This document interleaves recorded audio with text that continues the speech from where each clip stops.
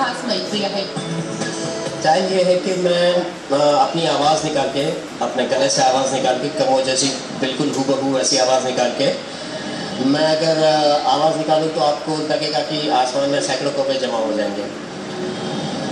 लेकिन ये क्यों जमा होता है ये मुझे भी नहीं पता है। शायद खाने की वजह से जमा होता है, या तो उनको लग रहा होगा कि कहीं पे कोई कौवा फंस गया है तो उसको हेल्प करने के लिए शायद याद होंगे। लहानपणापासूनच त्यांना ही अनोखी कला अवगत आहे। इतकंच नाही तर कावळ्याचा आवाज काढणारे सोनी मांजरीचाही हुबेहूब आवाज काढतात। दुष्यंत सोनीचा हा वेगळा छंद सध्या चर्चेचा विषय झालाय। पशु पक्ष्यांना आपलेसे करणे आणि विशेष म्हणजे कावड्यांसारख्या पक्ष्यांना आपलेसे करणे इतकं सोपं काम नाही, पण दुष्यंत सोनी यांना ही किमया साधली आहे।